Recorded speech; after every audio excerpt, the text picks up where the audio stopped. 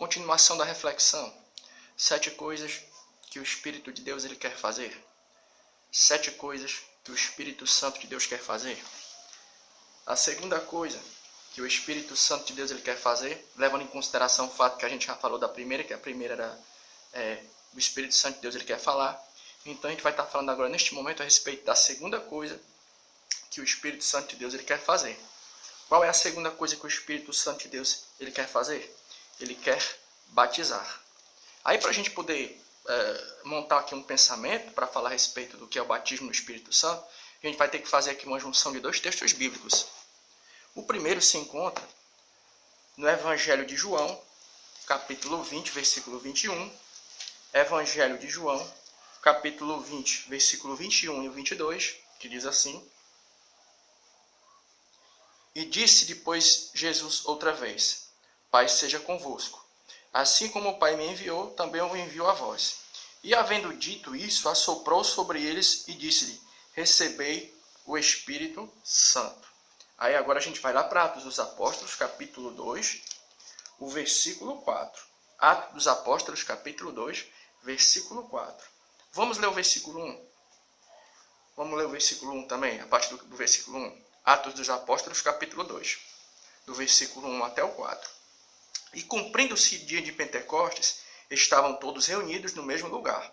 E de repente veio do céu um som, como de um vento veemente e impetuoso, e encheu toda a casa em que estavam assentados. E foram vistas por eles línguas repartidas como de fogo, as quais pousaram sobre cada um deles. E todos foram cheios do Espírito Santo e começaram a falar em outras línguas, conforme o Espírito Santo lhe concedia que falasse. Então, para a gente poder montar esse pensamento, a gente vai ter que responder uma pergunta. Se a gente for um pouco atencioso, a gente vai notar que a gente lê um versículo lá no Evangelho de João que falava a respeito de uma ocasião que aconteceu entre a ressurreição de Cristo e a subida dele até os céus. Aquele momento, alguns momentos, aqueles 40 dias em que Jesus ficou com os discípulos após a sua ressurreição. Então, naquele momento, Jesus vai soprar sobre os discípulos e vai dizer: recebei o Espírito. Aí aqui em Atos dos Apóstolos, a gente lê um momento do Pentecostes, quando os discípulos foram e receberam o chamado revestimento de poder, o batismo com o Espírito Santo. Aí vai ficar uma pergunta. Qual é a pergunta? Em que momento os discípulos receberam o Espírito Santo? Foi no Evangelho de João, capítulo 20, o versículo 21 e o 22? Ou foi em Atos, capítulo 2? Vai ficar uma pergunta. Sabe onde foi que os discípulos pela primeira vez receberam o Espírito Santo? Foi lá no Evangelho de João, o capítulo 20, o versículo o 21 e o 22. Em Atos dos Apóstolos, o que foi que eles receberam? Foi um revestimento. E como é que a gente explica isso? Como é que a gente explica isso? É assim, ó. Os discípulos, naquele momento, eles tiveram a sua primeira experiência com o Espírito Santo de Deus. E lá em Atos, eles tiveram uma experiência mais profunda. Uma experiência mais profunda. Vamos usar aqui uma ilustração. É tipo assim, ó. Você chega na beira de um rio, de uma lagoa, e você molha os pés. Mas se você quiser, você pode mergulhar naquele rio. E é interessante que Ezequiel, em um determinado momento do seu livro, do profeta Ezequiel, ele vai comparar a presença de Deus com a água, com rios, né? Naquela visão, no capítulo 47, ele vai falar a respeito das águas que davam nos seus pés, nos seus joelhos, na sua cintura, nos lombos e no peito, e depois cobrir a sua cabeça. Ezequiel, no capítulo 47 do seu livro, ele vai comparar a presença de Deus com um tipo de rio. Então, onde é que a gente pode, em que ponto a gente pode chegar? O que nós podemos afirmar por intermédio desse pensamento é que existem diferentes graus de experiência com o Espírito Santo.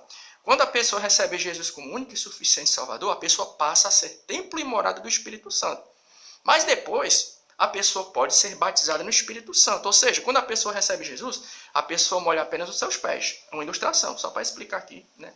Dá mais ou menos uma ideia do que é. Quando a pessoa recebe Jesus Cristo, ela molha apenas os pés. Mas quando a pessoa é batizada no Espírito Santo, ela mergulha no rio.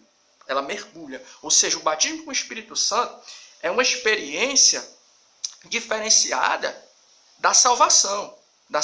Alguns vão pregar que a pessoa é batizada no Espírito Santo logo quando a pessoa recebe Jesus e é inserida no corpo místico da igreja. Mas não. O batismo com o Espírito Santo é uma experiência a mais da salvação.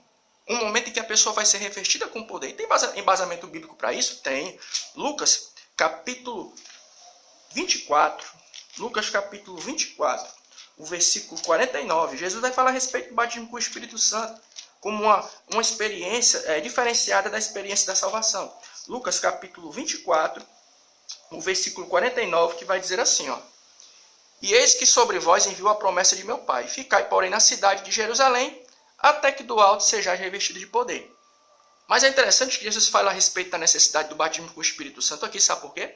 Porque ele sabia que os discípulos iriam passar por muitas lutas. Então eles careciam do quê? De um equipamento a mais. Vamos usar essa expressão. Eles careciam de um recurso a mais, um recurso espiritual a mais. Algo que viesse a fortalecer as suas estruturas para que eles pudessem passar por aquelas batalhas que viriam. Porque da mesma maneira que existem graus diferentes de experiência com o Espírito Santo, existem graus diferentes de batalha. Já parou para pensar? Uma coisa é você estar em um ambiente onde todo mundo gosta de crente. Outra coisa é você estar em um ambiente onde ninguém gosta de cristão. Né? De repente você pode estar passando por essa situação e alguém pode fazer uma pergunta. Por que existem diferentes graus de experiência com o Espírito Santo? É porque existem diferentes graus de batalha e dificuldade na caminhada cristã. E o Senhor nosso Deus, sabendo disso, ele enviou para a igreja esse revestimento a mais, como está lá no capítulo 6, versículo 10 da carta de Paulo aos Efésios. Revestis, pois, de toda a armadura de Deus, para que possais estar firmes. Batalhas no mundo visível, batalhas no mundo invisível. Mas Deus, sabendo de todas essas coisas, ele municiou a igreja com esse recurso a mais, que é o batismo com o Espírito Santo. Aí, se a gente for entrar em outras questões, porque a gente não quer usar muito tempo, não. Mas existem outras argumentações dentro da história, né? Mais recursos bíblicos para mostrar, falar tanto a respeito da necessidade do batismo com o Espírito Santo, como também a sua disponibilidade nos dias de hoje. Porque alguns vão dizer que o batismo com o Espírito Santo ele foi somente para aqueles dias. Não. O mesmo Senhor nosso Deus que batizou a igreja naqueles dias com o Espírito Santo de Deus, que não é o batismo nas águas não, viu? As pessoas às vezes confundem batismo nas águas com batismo com o Espírito Santo, né? O mesmo Jesus que batizou naqueles dias a igreja com o Espírito Santo é o mesmo Jesus que hoje está aqui, do meu e do teu lado, disponível para te revestir com o Espírito Santo dele, para poder te dar condição, o meu irmão, minha irmã, de passar por todas essas lutas cantando o hino da vitória. Amém.